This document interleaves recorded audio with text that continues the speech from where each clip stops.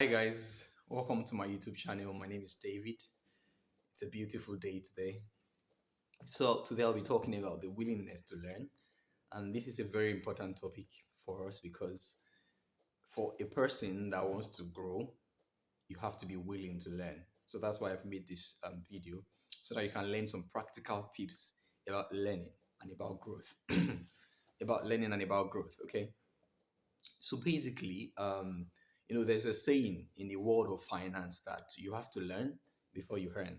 You have to learn before you earn. So that means before you can get value out of something, because before you can get value out of life, you need to learn how to do things. And if you look at this principle, I'm going to explain today, it cuts across all sphere of life. It cuts across the sphere of career, family, businesses, and I've seen this thing work out, and that's why I'm going to be talking about four key things today when it comes to learning. Four key things. The first thing is to learn by reading. First thing is to learn by reading lots of books. If you want to get something done, if you want to enter into a new phase of life, if you want to start a new business, if you want to start a new career, or if you're in a career and you want to progress, you want to grow, you have to be willing to study. Okay. So that's the first one. By reading. The second one is actually learning by observation. Okay. Learning by observation. The third one is learning by listening. Okay. And the fourth one is learning by doing. So I'm going to make them as practical as possible today, by giving you some stories and experiences, personal ones, and the ones I've seen other people share. Yeah. So basically, these four principles, reading, observation, listening, and doing, are very key when it comes to learning to experience growth in any area of your life.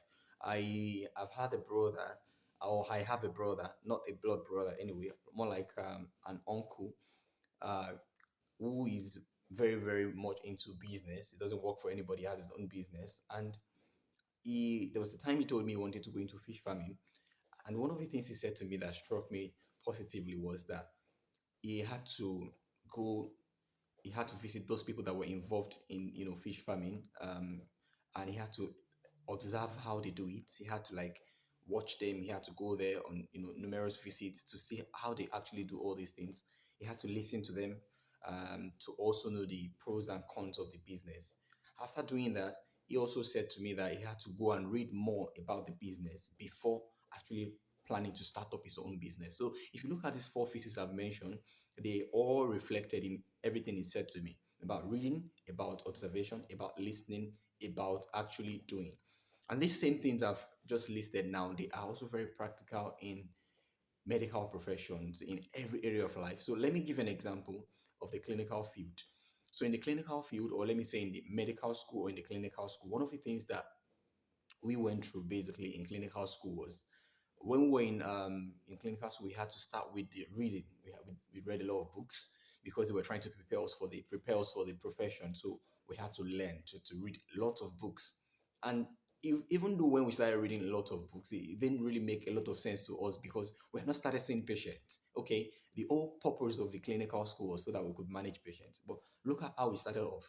We started off with reading, reading, anatomy, biochemistry, physiology, and then was more like we're struggling, but we're reading.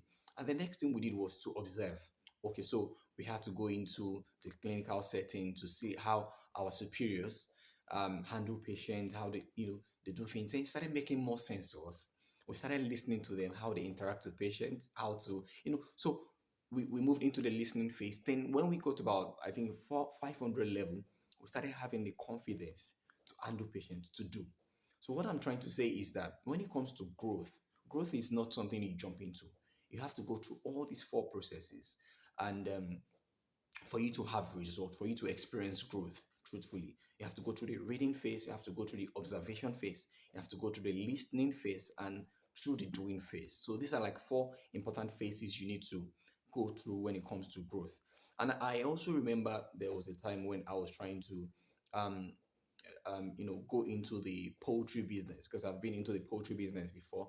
And the first thing I actually did was to look for someone that was into the poultry business, that was doing very fine in the poultry business. So I had this brother in my area as a den. He was into the poultry business. I was doing very fine.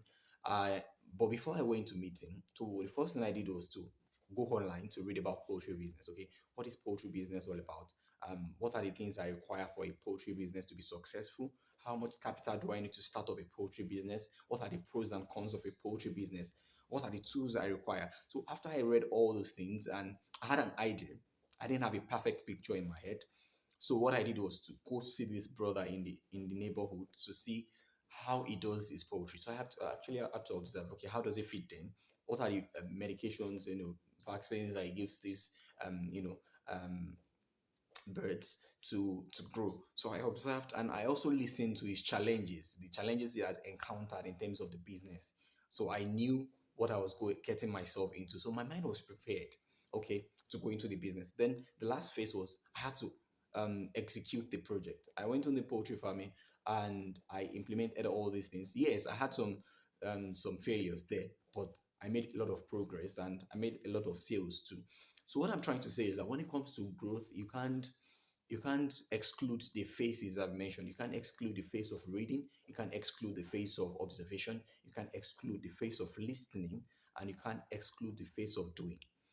And if you would also appreciate what I'm trying to tell you today, if you look at it, there's a part in the scripture that says that do not be hearers of the word alone, but be doers. So there's a grace, and there are advantages that come from following the first three steps, and especially the fourth one, which is doing.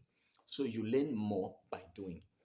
But don't just start from the phase of doing. Start from the phase of reading. Learn about it.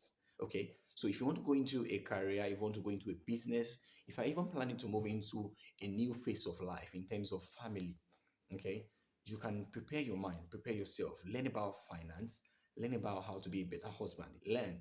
Have people around you. See, look out for the people who are doing very fine in terms of their family lives. Look at what they do. Observe. Listen to them, listen to their challenges, listen to how they have navigated through their challenges. All these things will help you to go into the phase of execution, which is the phase of doing. I hope somebody has been able to learn one or two things from today's video. If you like this video and the content, you can like, you can share, and I'll appreciate if you can also click the subscribe button. Thank you very much. Bye.